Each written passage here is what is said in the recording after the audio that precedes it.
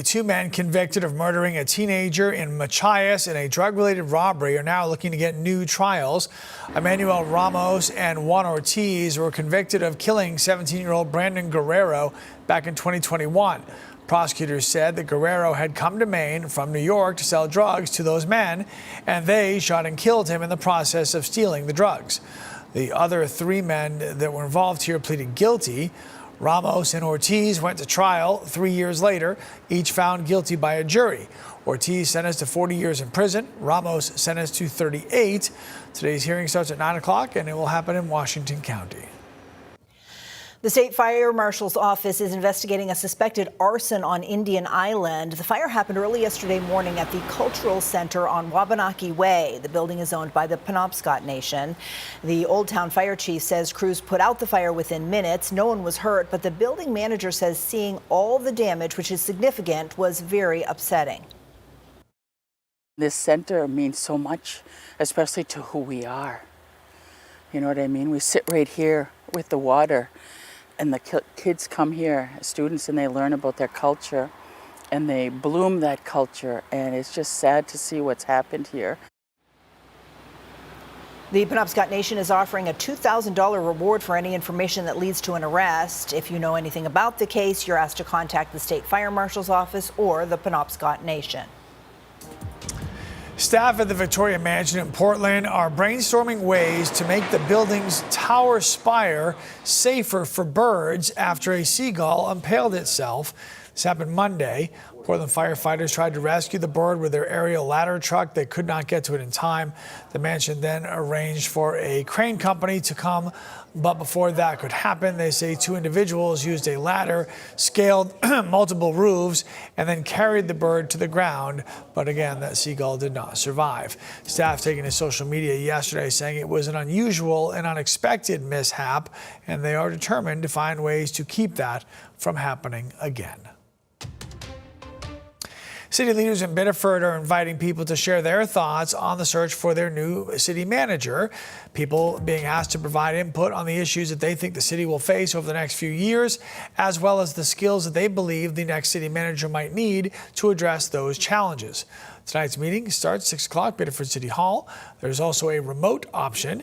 If you're not able to attend, you can submit feedback online by Monday. You can find links and more information on the City of Biddeford's Facebook page.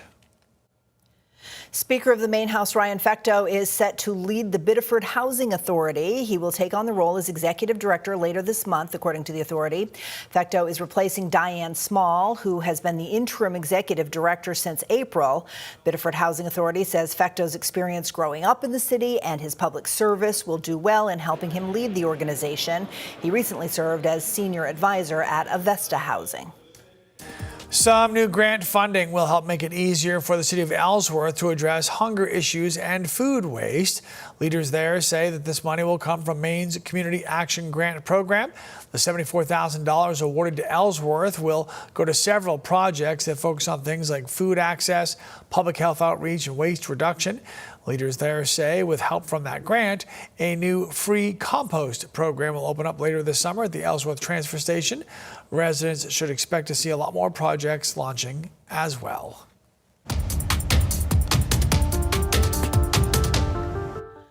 So the Maine Democratic Party is moving forward with a plan to replace Graham Plattner as the nominee for U.S. Senate. Yeah, Plattner officially dropping out of the race last night. Our Katie Delaney joining us this morning to show us what the process could look like moving forward and how both parties are responding to all of this. Hey, Katie.